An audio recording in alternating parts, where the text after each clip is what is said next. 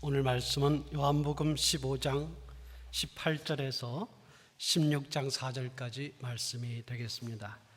요한복음 15장 18절에서 16장 4절까지입니다. 저와 같이 교독을 하시겠습니다. 제가 한 절 읽고 여러분이 한 절 읽으시고 이렇게 하면 되겠습니다.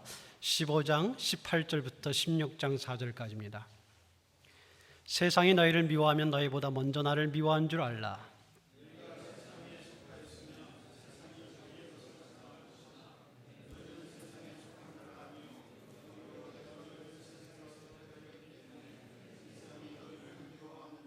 내가 너에게 종이 주인보다 더 크지 못하다 한 말을 기억하라.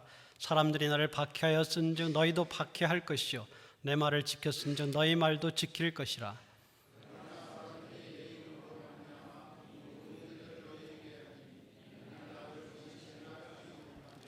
내가 와서 그들에게 말하지 아니하였더라면 죄가 없었으려니와 지금은 그 죄를 핑계할 수 없느니라.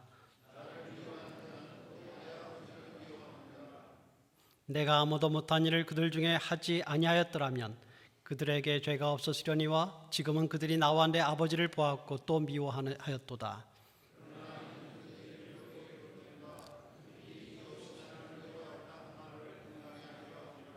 내가 아버지께로부터 너에게 보낼 보혜사 곧 아버지께로부터 나오시는 진리의 성령이 오실 때에 그가 나를 증언하실 것이요 내가 이것을 너에게 이름은 너희로 실족하지 않게 하려 함이니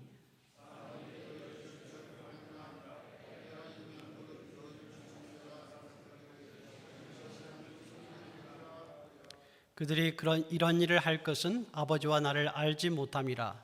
오직 너희에게 이 말을 한 것은 너희로 그때를 당하면 내가 너에게 말한 이것을 기억나게 하려 함이요 처음부터 이 말을 하지 아니한 것은 내가 너희와 함께 있었음이라. 아멘.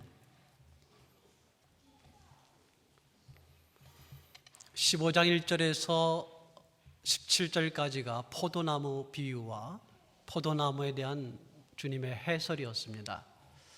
포도나무 이 비유는 13장에서 17장의 중간 센터에 위치해 있어서 그리스도와 우리의 관계, 또 우리의 서로의 관계, 또 우리가 해야 될 일들에 대하여 비유로 말씀해 주고 있는 부분입니다.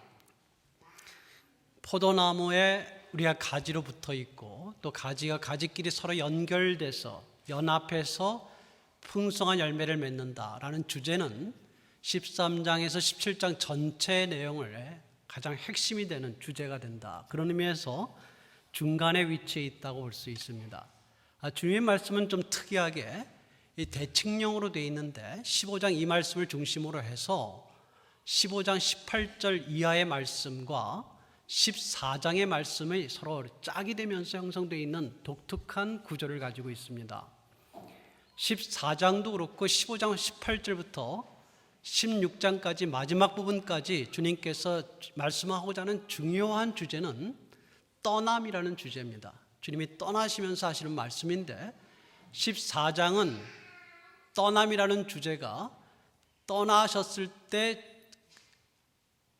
제자들과 그 상황 속에서 주님께 떠나실 때에 그 제자들의 불안함, 주님이 없으시기 때문에 거기에 대해서 주님께서 이야기하시는 겁니다. 특별히 어떤 데 초점이 있냐면 주님과 제자들의 관계에 초점이 있다. 14장 그렇게 볼 수 있습니다. 반면에 15장 18절부터 16장에 나타나는 말씀은 주님이 떠나신 이후에 교회가 갖게 될 어떤 핍박과 고난에 대한 말씀이 됩니다. 이것은 주님과 제자들의 관계라는 초점보다도 세상과 교회, 세상과 제자들의 관계에 대한 초점이 더 강합니다. 역시 이 주제가 양쪽이 다 떠남이라는 주제를 가지고 있습니다. 그럼 여러분이 이해되실 것은 14장에서 보혜사 또 진리의 성령께서 나오신 것과 15장 18절 이하에서 16장에서 성령이 나오신 것을 여러분이 이해하실 수 있을 것입니다. 이 두 가지가 서로 연동되어 있는, 연결되어 있는 그런 말씀이기 때문입니다. 앞서 말씀드린 것처럼 14장이 예수님이 떠난 이후에 제자들과 예수님의 관계에 대한 다시 강조하는 말씀이고 오늘 본문 말씀인 15장 18절에서 나타난 말씀은 세상과 제자들에 대한 이야기다라고 우리가 볼 수 있다고 했습니다. 주님께서 그 18절에서 갑자기 17절까지 포도나무 말씀을 하시다가 18절에 갑자기 세상 이야기를 하신 것입니다. 떠남 이후에 세상과 제자들의 관계를 이야기한다고 했죠. 세상이 그의 제자들을 미워할 것이라고 예고하십니다. 18절에서 세상이 제자들을 미워하게 될 것이다 했을 때 세상이 제자들에게 갖는 마음속에 미움과 증오가 있다는 거예요. 세상에 대해서. 20절에는 심지어는 세상이 그들을 박해한다, 핍박한다 이 말입니다. 즉 마음으로 세상이 제자들에 대하여 또 교회에 대하여 미움과 증오심을 갖고 있을 뿐만 아니라 실제 물리적인 행동까지 한다는 거예요. 박해하고 핍박한다는 이 말은 그들을 쫓아가서 해를 가한다는 거예요. 제자들을 쫓아가서 해를 가하겠다, 이런 일이 있을 것이다 라고 주님께서 예고하십니다. 그 이유에 대해서 중간에 말씀하시는데 18절 19절 계속 연결해서 말씀하시는데, 그것은 그 제자들, 예수님께 속한 사람들, 교회에 대한 세상이 가진 미움 때문이라는 거예요. 미워한다는 거죠. 왜 미워하냐면 그 제자들이 교회가 세상에 속하지 않았다는 거예요. 세상에 있어요. 이게 이제 요한복음의 또 이 고별 담화에서 중요한 주제 중에 하나인데요. 세상의 교회가 또 그의 제자, 예수님의 제자들이 세상에 있으나 세상에 속하지 않는다라는 거예요. 세상에 있으나 세상에 속하지 않는다. 그래서 세상이 자기에게 속하지 있지 않기 때문에 교회를 마음대로 할 수가 없어요. 교회에 대해서 좌지우지할 수가 없어요. 그래서 미운 겁니다. 교회가 세상에 속하지 않게 된 이유가 뭐겠습니까? 오늘 말씀처럼 주님께서 그들을 세상에서 뽑아내셨기 때문입니다. 선택하셨기 때문이에요. 그들을 따로 구별해서 세우셨기 때문입니다. 그렇기 때문에 제자들은, 교회는 세상에 속하지 않은, 세상에 있으나 세상에 속하지 않은 존재들이 되었습니다. 그래서 세상은 그들을 미워합니다. 그래서 그 미움이 단지 자기에게 속해 있지 않기 때문에 미워할 뿐만 아니라 원래 그들이 예수님을 미워했다는 거죠. 오늘 말씀 주님께서 그 이야기 하십니다. 본래 세상이 주님을 미워했어요. 주님이 오시는 것에 탐탁하게 여기지 않았죠. 하나님의 아들이 이 땅에 와서 구원을 펼치는 것에 대해서 세상은 좋아하지 않았습니다. 그래서 그가 미웠고, 그래서 그를 믿지 않았고 결국 해쳤습니다. 주님을 미워했던 일의, 세상이 주님을 미워했던 일의 절정이 무엇입니까? 십자가 사건이죠. 그 사건은 아직은 일어나지 않았습니다. 이 말씀하실 때에는요. 그러나 이제 한 주도 남지 않은 동안에, 이게 그 마지막 만찬 때를 전후로 해서 주신 말씀이기 때문에 이제 곧 십자가 사건이 일어나게 될 것입니다. 주님은 바라보고 계셨습니다. 그 사건이 일어나기 전에 이미 12장에 노골적으로 세상의 유대인들을 어떻게 준동해서 예수님을 미워했는지가 나옵니다. 나사로 사건이 있었을 때에 유대 지도자들은 어떻게 이야기했냐면 한 사람이 죽어야 백성이 평안해진다.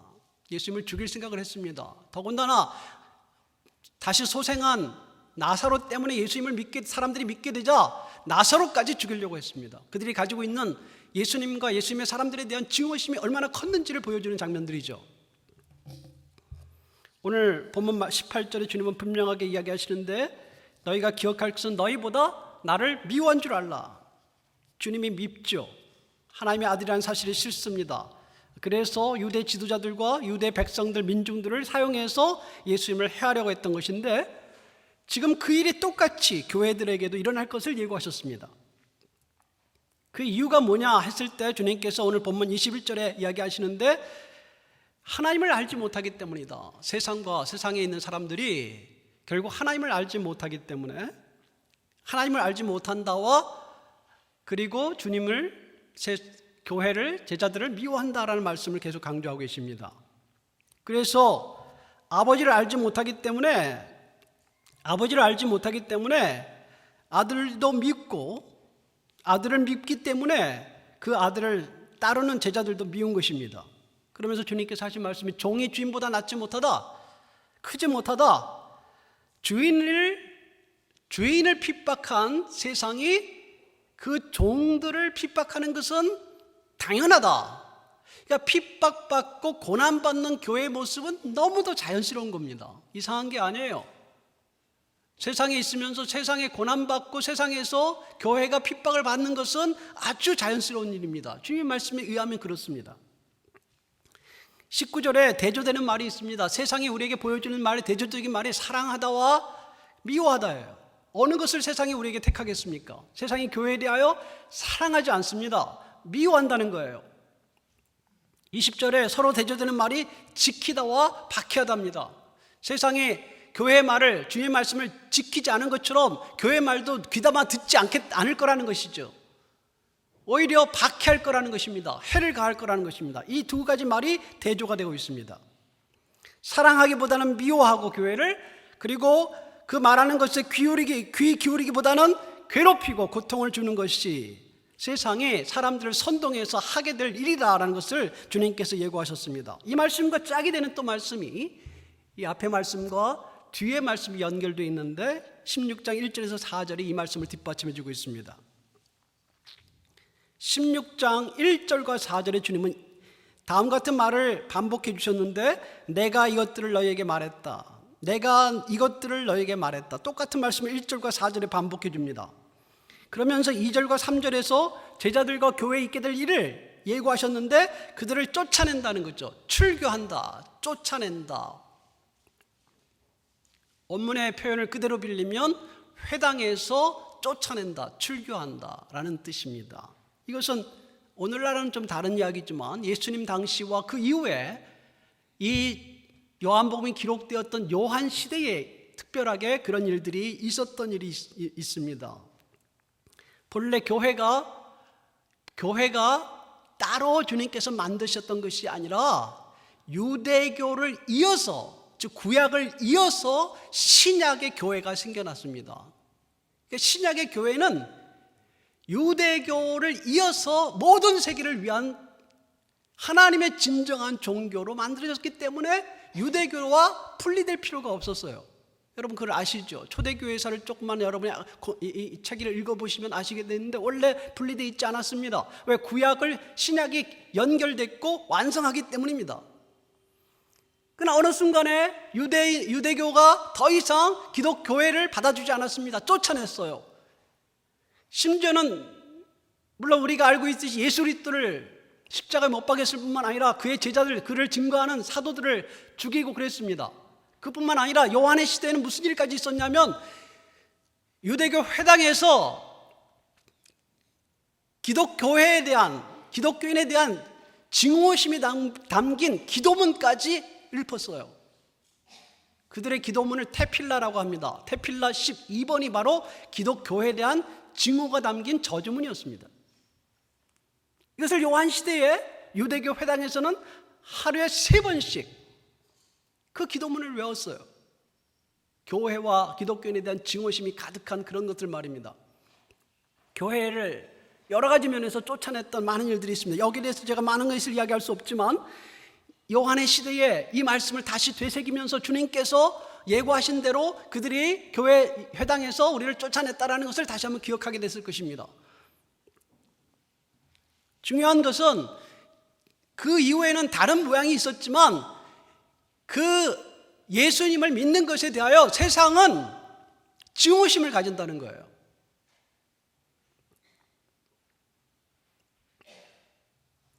그리고 핍박하고 죽이는 일도 있게 된다는 것입니다. 역사적으로 많은 일들이 지금까지 일어나고 있고 지금도 그러한 고난이 일어나고 있습니다. 오늘 말씀 속에 놀라운 말씀은 3절에 보게 되면 16장 3절에 그들이 결국 아버지와 아들, 성부와 성자를 모른다라는 거예요. 모른다. 당시의 유대인들이 여호와 하나님을 믿고 있었으면서도 사실은 그 하나님을 잘 알지 못한다. 율법에는 매여 있으나 그 하나님께서 보내신, 아버지께서 보내신 아들을 믿지 못하고 알지 못했다, 이 말입니다. 그래서 아버지도 모르고 아들도 모른다는 말이죠. 그 이후에 6세기, 7세기에 나타난, 한참 후죠, 몇백 년이 지나서 나타난 이슬람교도 똑같은 하나님을 섬기고 있습니다. 이름이 알라라고 부르기만 하지 같은 하나님인 것처럼 보입니다. 그러나 하나님과 참 하나님과 그 아들을 모른다는 거죠. 그래서 그들은 말씀을 하시기 뭐라고 이야기하시면 종교적인 착각을 갖게 됩니다. 그들을 오히려 기독교인을 교회를 죽이고 해를 가하는 것이 오히려 하나님을 섬기는 것이다 라고 생각한다는 것이에요. 오늘 16장 3절 4절의 말씀이 그런 것을 이야기해 주고 있지 않습니까? 2절 3절이죠. 오히려 그렇게 박해하는 것이 하나님을 섬기고 신을 섬기고 예배하는 것이다 라고 이야기한다는 것입니다. 이 일이 역사상으로 계속 일어났고 오늘날에도 놀랍게도 이 세계의 한 부분의 교회들이 이런 일들을 당하고 있습니다. 이란에서 최근에 있었던 일인데 이슬람교에 대한 배교 혐의로 사형 선고를 받은 어떤 목사님이 계셨습니다. 자기의 기독교 신앙을 버리기를 거부했어요. 그래서 샤리아 법을 적용해서 라시트 법정은 이 사람에게 기독교를 버리고 이슬람으로 돌아올 수 있는 마지막 기회를 주었다고 합니다. 이 목사님은 이를 거절했습니다. 그래서 6월에 있은 항소심에서 이란 대법정은 이 목사님의 사형 선고를 확정했고 다만 그가 개종 이전에 진정한 무슬림이었는지를 확인해야 한다는 여지를 남겼습니다. 이게 무슨 말이냐면 이슬람 원래 이슬람 무슬림이죠. 이슬람 종교를 믿는 사람 무슬림이라고 하죠. 원래 무슬림은 기독교로 개종해서는 안 된다는 거예요. 만약 개종했으면 배교자가 된다는 것입니다. 이란에서 지금 그 법이 시행되고 있는 거죠. 그러면서 뭐라고 이야기했냐면 법정은 이 목사님이 개종 이전에 진정한 무슬림이 아니었다 하더라도 무슬림 가정에서 태어났기 때문에 배교제가 적용된다고 선고했습니다. 아마 이분은 죽을 겁니다. 지금도 그런 일들이 계속 일어나고 있습니다. 왜 이런 일이 일어나겠어요? 이슬람이 자신이 없는 거죠. 자신이 있으면 전도를 허용하지 않을 리가 없습니다. 자신이 없어요. 그러니까 이슬람 자유를 주면 이슬람에서 많이 기독교로 넘어갈 걸로 생각하기 때문에 자신이 없으니까 막는 겁니다. 막을 때 그 처형을 사형으로 주는 것이죠. 또 아까 이야기한 것처럼 하나님을 모르기 때문이다라는 말이 맞죠. 인도네시아에서는 9월 27일 지난 27일 사건 소식입니다만 주일날 9월 25일 자바 중부 솔로에 있는 한 교회 건물 밖에서 자산 폭발 테러가 일어나 최소한 20명의 교인들이 부상을 당했습니다. 이런 일이 일어나리라고 생각해본 적이 없다고 이야기하는데 인도네시아 교회 역사상 처음 있는 일이라고 현지 소식통은 이야기합니다. 지금도 이런 일이 계속 일어나고 있습니다. 수단의 일이 최근의 일입니다. 이슬람 민병대가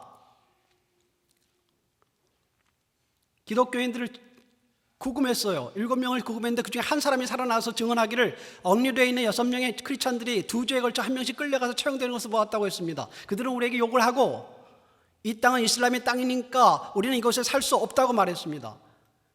그리고 그 친구 크리스찬 형제들을 숲속에 끌어가 총살시키는 것을 보았다고 했습니다. 수단의 일입니다. 수단에는 지금도 많이 교회가 파괴되고 있고 지금도 고난과 핍박이 있는 가장 어려운 교회가 수단에 있습니다.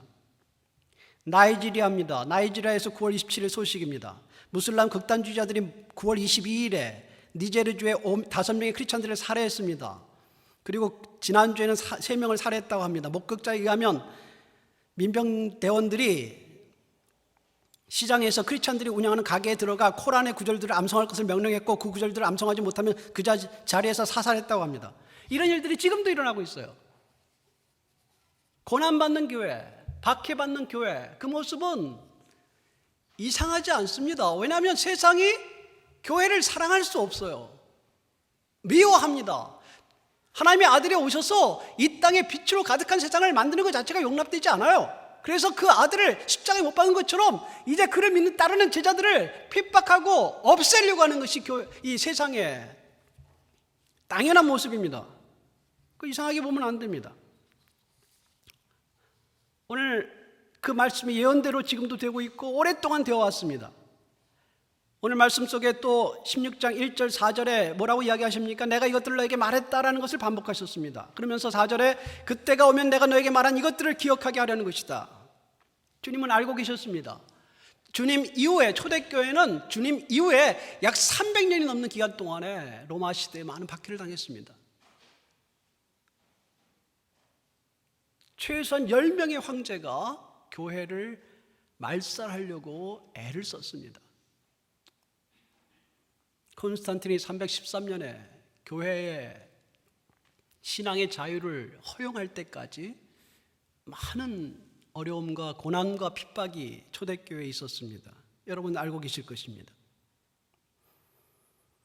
주님은 알고 계셨고 예고하셨습니다. 그런 일에 놀라면 안 된다는 겁니다. 힘들고 어렵더라도 오해와 핍박과 순교의 상황을 교회는 맡게 될 것을 알아야 된다고 이야기하셨습니다. 그러면서 1절의 말씀을 다시 먼저 이야기하신 말씀을 기억해야 되는데 실족하지 말라는 거죠.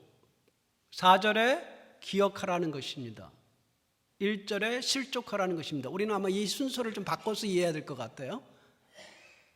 주님이 예언하셨던 것을 기억하고 마음에 1절에 실족하지 말고. 왜요? 이미 있을 것을 예고하셨으니까, 주님이 다 아셨으니까 그런 상황을, 주님을 따르는 교회가, 주님을 따르는 제자들이 주님처럼 고난을 받아야 될 것을 주님은 알고 계셨고 그것이 필요하다고 보셨으니까 교회는 놀랄 필요가 없고 그래야 된다고 생각해야 되는 것이죠. 영원한 것을 바라보는 교회가, 주님의 길을 걷는 교회가 세상에 순응하는 그러한 얌전한 교회가 아니라 세상과 싸우고 세상에서 구원받지 못한 사람들을, 세상에 유혹하고 그 배후에 있는 사람들을 하나님의 나라로 건져내야 되는 교회가, 싸워야 되는 교회는 고난과 핍박이 있다는 것입니다. 우리 시대는 그런 고난이 그렇게 없어 보여요. 아마 그 다음 시대에 그런 고난이 또 찾아올지 모르겠습니다. 교회가 핍박을 받든지 아니면 핍박받는 교회 편에 서서 함께 협력하든지, 개인이나 교회를, 아니면 이것이 지금은 핍박이 우리에게 없다고 가만히 있지 않고 하나님이 주어주신 일들을 열심히 하든지, 세상에 섬기는 일을 열심히 하든지. 주님께서도 핍박당하기 직전에 주님 무슨 일 하셨습니까? 많은 하나님의 일들을 하시지 않으셨어요? 교회가 가만히 앉아서 있으면, 편안하다 하고 있으면 교회는 오히려 죽어가는 것이죠. 아마 세상은 교회가 가만히 있기를 원할 겁니다. 가만히 있는 교회는 건드리지 않을 거예요. 왜? 별로 밉지 않으니까, 도전이 되지 않으니까. 교회는 자연스럽게 핍박을 받든지, 자초해서 모멸을 당하든지, 억울한 일을 많이 당해야 돼요. 교회는 터져야 됩니다. 교회가 그게 자연스러워요. 물론 그렇게 하지 않는 것을 자초할 필요는 없습니다. 더군다나 우리가 잘못된 일로 고난받아서는 안 된다라고 베드로는 분명히 이야기하고 있습니다. 그러나 교회는 고난받는 것을 자연스럽게 생각해야 되고, 고난받는 교회에 대하여 우리 협력해야 됩니다. 그리고 그러지 않은 순간 속에서라도 우리는 최선을 다해서 그 기간 동안, 고난받지 않는 기간 동안에는 애써서 지금 낮으니까 열심히 하나님 일을 하자라고 나서야 된다는 것이죠. 이것이 교회입니다. 교회는 주님께서 그냥 이 땅에 그냥 가만히 있으라고 주지 않으니 왜 교회를 허락해 주셨겠습니까? 주님께서 떠나시면서 이 땅에 교회를 남겨두신 이유가 무엇입니까? 고난받는 교회를 남겨두신 이유가 무엇입니까? 고난받는 교회를 왜 주님께서는 허락하시고 이 땅에 주님께서 놔두시는 것입니까? 15장 22절에서 주님은 갑작스럽게 세상의 죄에 대해서 이야기하십니다. 세상의 죄에 대해서 말씀하신 이유가 무엇인가요? 이것이 교회와 관련되어 있을 거라고 볼 수 있습니다. 우선 이 말씀을 좀 주목해 보십시오. 22절에서 25절에 주님은 세상과 세상을 따르는 자들의 근본적인 죄를 지적하셨습니다. 24절에 내가 와서 그들에게 말하지 아니하였다면 그들에게 죄가 없었을 것이다. 주님이 와서 말하셨습니다. 자신에 대하여 증언하셨습니다. 24절 내가 아무도 못한 일을 그들 중에 하지 아니하였다면 그들에게 죄가 없었을 것이다. 이제 똑같은 말씀으로 패턴으로 이야기하고 계시죠. 22절에서 내가 와서 그들에게 말을 했다. 24절에 내가 하나님의 아들로서 아무도 할 수 없는 일을 보였다, 행했다. 말하고 말씀으로 전하시고 행동으로 보이시고 기적으로 말씀하시고 행하시고 이것을 그들에게 했는데 만약 그러지 않았다면 그들이 죄가 없었을 것이다. 이렇게 이야기하셨습니다. 그러면서 주님께서 그들에게 죄가 없었을 것이다. 그들의 죄가 있다는 거예요. 왜 죄가 있냐면 하나님의 아들이 오셔서 말씀하신 것을 받아들이지 않고 하나님의 아들이 오셔서 아무도 할 수 없는 기적들을 행하시고 하나님의 아들로서 행하신 것을 받아들이지 않았으므로 그들에게 죄가 있다는 것일 겁니다. 그러나 24절 이 말씀과 연결해서 보게 되면 23절 24절을 보게 되면 그들이 주님을 미워했습니다. 결국 아버지와 하나님을 미워한 것으로 나타났습니다. 24절에 보게 되면 그들이 나와 내 아버지를 보았고 또 미워했노도다 이렇게 이야기했는데 이 말씀은 조금 여러분이 번역을 조금 다르게 하는 게 좋지 않을까 생각을 하는 부분입니다. 뭐냐면 여러분이 지금 이 영어 성경에는 NSV와 여러분 혹시 들어보셨을 거예요. 킹 제임스 버전이나 RSV 같은 이런 버전에서는 우리 한글 성경처럼 번역했습니다만 NIV가 좀 번역이 잘 되는 것 같습니다. 제가 뭘 말씀드리고자 하냐면 24절을 여러분 읽으실 때 15장 24절에 읽으실 때 그 뒷부분에 지금은 그들이 나와 내 아버지를 보았고 또 미워하도다 이렇게 해서 보다와 미워하다가 아버지와 아들에 걸리죠. 말씀이 누구를 보고 누구를 미워합니까? 아버지와 아들을 보고 아버지와 아들을 미워하다 이렇게 돼 있죠. 24절의 번역이 그렇게 됐습니다. 근데 이 보다가 아버지와 아들보다 먼저 나옵니다. 원래 말은. 그래서 그 아버지와 아들과 먼저 나오기 때문에 이렇게 번역해도 되고 이렇게 해석해도 됩니다만 안 되는 건 아닙니다만은 아마도 저는 예수님께서 하신 말씀 요한이 쓴 의도는 그건 아니었다고 봅니다. 뭐냐면 이 보다는 먼저 앞에 나오는데 보다가 먼저 아버지와 아들은 나중에 나와요. 그러니까 보다가 먼저 나오고 미워하다가 나오고 아버지와 아들 이 순서로 나옵니다. 근데 아버지와 아들을 보고 미워했느냐 아니면 본 거는 다른 걸 보고 아버지와 아들을 미워한 것으로 보느냐 이 문제거든요. 번역할 때 정말 이해하시겠습니까? 골치 아픈가요? 조금 이해하십시오. 근데 NIV는 번역을 그렇게 잘한 것 같습니다. 제가 보기에는 NIV는 번역을 한 것을 여러분이 보시게 되면 뭐라고 번역하냐면 내가 행한 일을 저희들이 보았다 이거죠. 보았다. 아까 뭐라고 앞에 이야기했나요? 아무도 하지 아니한 할 수 없는 일을 내가 행하였다. 이 말씀 하셨잖아요. 24절에. 그리고 나서 그들이 보았다는 말이 나오죠. 그러니까 아무도 할 수 없는 일을 그들이 행한 것을 그들이 보았으면서도 이 말이죠. 아버지와 아들을 미워했다. 지금 이 이야기를 왜 하냐면 주님께서 많은 말씀을 하시고 또 많은 기적들을 행하셨어요. 우리가 요한복음에 나타난 기적만 해도 얼마나 많은 기적이 있습니까? 38년 된 병자를 고치시고 날 때부터 맹인된 자를 고치시고 오병이어를 가지고 5천 명이 넘는 수를 먹이시고 여러분 아시지 않습니까? 11장에 와서는 죽은 나사로를 소생시키시는 놀라운 일들을 행하셨죠. 그 외에 많은 일들이 있었습니다. 요한복음에 기록되지 않은 공간복음서에 기록된 것도 엄청 많고 그 외에 기록되지 않은 것만 해도 많이 있을 겁니다. 요한의 증언에 그렇게 포함되어 있죠. 많은 표적들이 있었다. 주님께서 이 말씀을 왜 하시는가 하면 그것은 26절에서 27절의 말씀과 관계가 있다고 보는데요. 26절에 주님은 성령에 대해서 이야기하십니다. 보혜사 성령에 대한 이야기이시죠. 진리의 영에 대해서 이야기하십니다. 여기에 대해서는 제가 지난번 말씀드렸고 또 앞으로 또 말씀드릴 거기 때문에 그 이름에 대해서는 더 이상 이야기하지 않겠습니다. 그런데 주님은 성령을 이야기하시면서 성령께서 하나님의 아들 예수 그리스도에 대해 증언하신다고 이야기하셨습니다. 성령은 오늘 성령에 대해서 보시게 되면 성령이 주님의 증인으로 내세워져요. 성령은 예수님을 증언하는 증인이다 라고 이야기하셨습니다. 그러면서 성령은 아버지로부터 오실 것이다. 그리고 아들이 내가 아버지로부터 보내는 자는 나다. 내가 성령을 너희들에게 보낼 것이다. 이렇게 이야기하셨어요. 그 성령이 나를 증언할 것이다 라고 이야기하셨는데 그러면서 한 가지 그 성령과는 비교될 수 없는 사람들을 내세웠어요. 무엇으로? 증인으로 내세웠어요. 아주 독특한 점입니다. 성령은 하나님이십니다. 하나님이셔요. 제3위 하나님, 세 번째 하나님, 3위 하나님이세요. 하나님이신 성령께서 오셔서 예수 그리스도를 증언하실 겁니다. 가장 확실한 증인이 있어요. 그런데 주님께서는 두 번째 증인을 내세우는데 그분 조금만 말씀하셨습니다마는 22절에 너희도 처음부터 나와 함께 있었으므로 증언하느니라. 두 번째 증인을 제자들로 오셨습니다.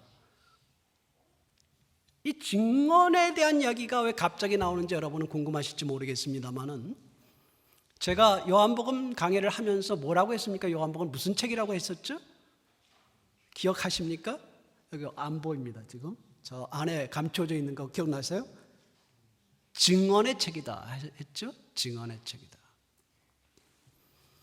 요한복음 8장에서 주님께서 율법에 의하면 두 사람의 증언이 참되다 하시면서 그 두 사람의 증언을 누굴 내세웠냐면 예수님 자신을 내세웠습니다. 8장 17절 18절입니다. 내가 나에 대해서 증언한다. 참 증인이다. 그리고 또 하나의 증인이 누구냐면 나를 위해서 증언하시는 분이 있다. 누구십니까? 아버지 있어요. 하나님 있어요. 여러분 생각할 때 이 두 증인론이에요. 아들 자신이 증언하시고 자기에 대해서 증언하시고 또 아버지가 증언함으로 이 증언이 참되다라는 말씀을 하신 겁니다. 8장에서 그 말씀하셨어요. 4장에 가서는 그 전에 4장에서는 세례 요한을 자신의 증인이라고 인정하지 않았습니다. 예수님을 증언했어요. 세례 요한이. 그러나 사람의 증언을 난 받아들이지 않는다고 하셨어요. 무슨 말이냐면 사람의 증언은 예수님 자신이 자신에 대한 하나님의 아들의 증언과 그 아들을 증언하시는 하나님의 증언에 비하면 아무것도 아닌 거죠. 그래서 아들의 증언과 아버지의 증언만 가지고도 충분하다고 말씀하시는 게 4장과 8장의 말씀이거든요. 두 증인론입니다. 그런데 오늘 이 말씀을 통해서 26절, 27절에 주님께서는 또 다른 증인들을 내세우시는데 이 증인들이 누구냐면 성령과 교회입니다. 왜요? 예수님 당시에 사역하실 때는 예수님 자신이 사역하는 게 그 자신의 사역을 말씀을 통하여 자신을 증언하셨습니다. 그리고 또한 그의 사역을 통해서 많은 표적을 통해서 예수님의 표적을 통해서 증언하신 분이 누구죠? 그게 하나님이셔요. 하나님께서 그 아들이 자신의 아들인 것을 증명하는 수단으로서 표적을 사용하신 것이죠. 그게 아버지의 증언입니다. 어떻게 오병이어가 생깁니까? 아버지께 하나님께 기도할 때 어떻게 오병을 통해서 많은 사람을 먹일 수 있나요? 어떻게 하나님께 기도하고 나서 나사로야 나오라 하니까 나올 수 있으냐? 하나님이 인정한 거죠. 아들이다. 아버지의 증언입니다. 이제 예수님께서 계시던 시대가 아니라 그 다음 성령께서 오셔서 그리스도를 증언하는 시대가 되었습니다. 요한의 시대가 바로 그렇고 지금의 시대가 그렇습니다.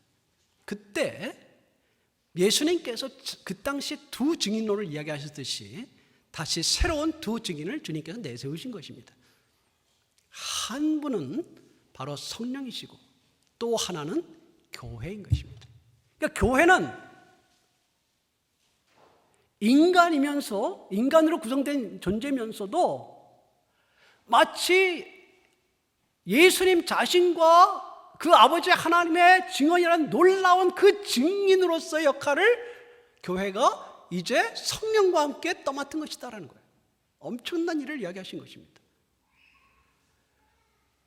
성령께서 어떻게 증인 노릇을 하시겠습니까? 마치 아버지께서 아들의 사역을 통하여 아버지께서 아들을 증언하신 것처럼 성령께서 이제 누구를 통해서 증언하시겠습니까? 바로 교회를 통해서 성령이 증언하십니다. 그러나 여전히 요한의 시대부터 예수님 이후의 시대부터 승천하신 이후의 시대부터 교회로부터 오늘날 우리의 시대 또 앞으로의 주님께서 마지막 새하늘과 새 땅을 이루실 그때까지 계속해서 이제 그리스도를 참으로 증언할 자들이 있는데 그것이 바로 성령과 함께하는 교회입니다. 교회가 그런 영광을 받았어요. 그러면 이 말씀을 근거해서 앞에 말씀을 한번 기억해 보실까요? 주님께서 앞에 22절부터 5절까지 말씀을 왜 하셨어요? 왜 하셨겠습니까? 주님이 자신이 증언하고 아버지를 말씀으로 증언하시고 행동으로 보이시고, 행동을 보이실 때 또 말씀도 마찬가지예요. 말씀도 주님께서 혼자 하시는 게 아니라 아버지로부터 말씀을 받아서 했다고 이야기하시잖아요. 그러면 말씀과 행동을 하실 때 누가 함께 하시죠? 그와 함께 하시는 아버지의 증언이에요. 그 증인 역할을 하셨을 때 진리에 대해서 이야기하시고, 구원에 대해서 이야기하시고, 하나님의 빛을 이야기하시고, 하나님의 생명을 이야기하시고, 하나님의 사랑을 이야기하셨을 때에 그리스도께서 말씀과 행동으로 보이셨을 때 그 증인하셨던 일들이 오늘날 성령과 성령의 교회를 통해서 이루어지게 되는데, 주님의 그 증언, 아버지의 증언을 받았냐 이 말입니다. 세상이 그 당시에 안 받았단 말입니다. 안 받았고 미워했습니다. 미워했어요. 받아들이지 않았습니다. 받아들이지 않은 이야기를 왜 하시겠어요? 그들의 죄가 여전히 남아 있었습니다. 예수님 당시에도. 왜 이야기하겠습니까? 지금 성령의 시대에 성령과 함께 교회가 예수님을 증언한다 할지라도 안 받을 겁니다. 세상이. 주님을 미워했듯이 교회도 미워할 겁니다. 그 이야기 다시 하시는 거예요. 연결해서 하시는 거죠. 그 이야기 하시는 겁니다. 그게 앞에 이야기 하신 이유예요. 그리고 세상은 죄가 그대로 남아있을 것입니다. 오늘날 놀라운 영광의 증인으로서 역할을 교회가 담당하고 있을 때라도 그리스도께서 하셨을 때와 마찬가지로 지금 똑같이 그런 일이 일어날 것입니다. 그러나 물론 반대도 있습니다. 주님께서 말씀하시고 행하셨을 때 하나님의 아들로서 구원을 펼치셨을 때에 그를 믿는 자들이 있었습니다. 마찬가지로 오늘날 성령을 통하여 교회가 증인의 역할을 감당할 때 믿는 자들이 생겨날 것입니다. 그것은 똑같은 원리입니다. 오늘 그 말씀을 우리에게 주시는 것입니다. 그런데 한 가지 우리가 두 가지 더 생각을 마무리해야 될 게 있습니다. 하나는 교회는 분명히 이제 새로운 증인으로서 자리 잡은 거 맞습니다. 새로운 증인이에요. 그런데 교회 증인의 자격이 있습니다. 이 이야기가 1차적으로는 사도들에게 해당이 됩니다. 그래서 뭐라고 이야기하셨냐면 27절에 너희는 처음부터 나와 함께 있었으므로 나를 증언한다 이야기하셨어요. 즉 처음부터 함께 있었던 사람들은 사도들입니다. 사도들. 우리가 아니에요. 그 사도들이 바로 예수님 이후에 예수님을 증언해야 될 두 증인 중에 하나입니다. 그럼 오늘날 우리는 무엇을 가지고 해야 되나요? 바로 다른 증인이 아니에요. 성령께서 우리를 직접 알려주시는 것이 아니라 성령과 초기에 먼저 처음에 예수님 말씀을 받아서 예수님과 처음부터 함께 있으면서 증언했던 사도들, 그들의 증언록이 바로 신약 성경입니다. 이것을 교회가 그대로 가지고 허튼 말 하지 말고 딴 말 하지 말고 이 말씀을 그 증언을 그대로 받아서 교회가 증언해야 된다라는 것을 이야기해 주는 것이죠. 딴 말하는 것은 가짜입니다. 이 신실한 증언을 처음부터 주님과 함께 있으면서 증언했던 사도들, 그들의 기록을 성령께서 그들을 통하여 기록하셨던 성령과 사도들의 기록이 합쳐졌던 이것을 가지고 이제 성령을 의지해서 우리가 증언해야 된다는 것을 말하는 것입니다. 두 번째, 증인은 여기에는 직접 이야기하지 않으시지만 요한복음에도 많은 말씀들을 하신 게 있습니다. 좀 정직하고 순수해야죠. 그래야 증언 들을만 해요. 그렇지 않으면 안 들리죠. 증인이 믿을만하지 않는데 어떻게 그 증언을 듣겠어요? 교회가 세상에 증언해야 되는데 증언하는 자로서 좀 믿지 못하겠어요, 세상이. 그럼 어떻게 그 증언이 들리겠습니까? 교회가 하나님은 빛이시다 라고 이야기하는 것이 우리 교회의 증언이에요. 정말 해야 될 증언입니다. 그런데 교회가 너무 어두워요. 교회가 하나님은 사랑이시다, 이게 우리 교회에 가지고 있는 증언입니다. 사랑의 하나님, 용서의 하나님을 만나면 사람이 바뀐다, 이게 교회의 증언이에요.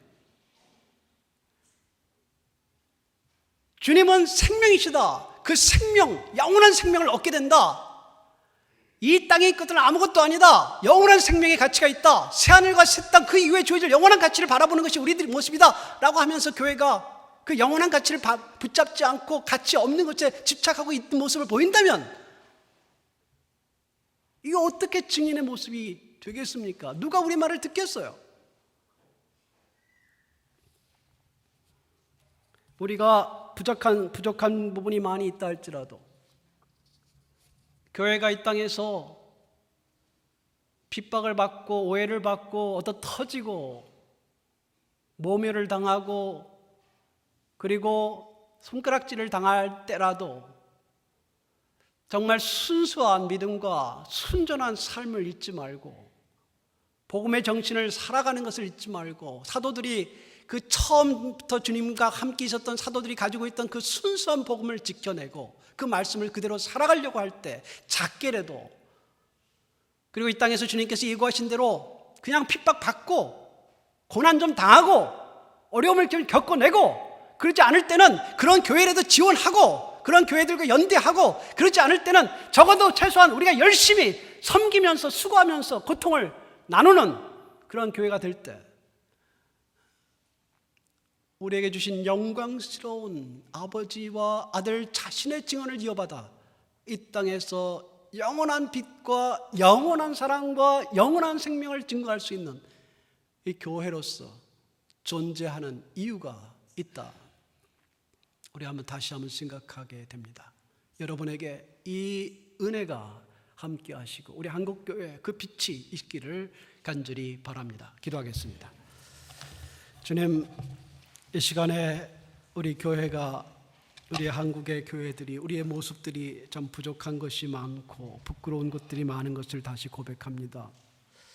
우리가 주님의 은혜를 받고 주님의 사랑을 받은 교회가 되어서 이렇게 이 땅에서 영광스러운 증인으로서의 교회의 모습을 갖고 있습니다. 주님, 우리가 세상의 공격에 세상의 지탄에 우리가 낙심하지 않게 하시고 오히려 우리가 바르게 믿고 바르게 살고 주님을 온전히 의지함으로 교회다운 모습으로 세상을 향하여 주의 증인의 역할을 감당할 수 있도록 주님 도와주시옵소서. 우리 주 예수님의 이름으로 기도했습니다. 아멘.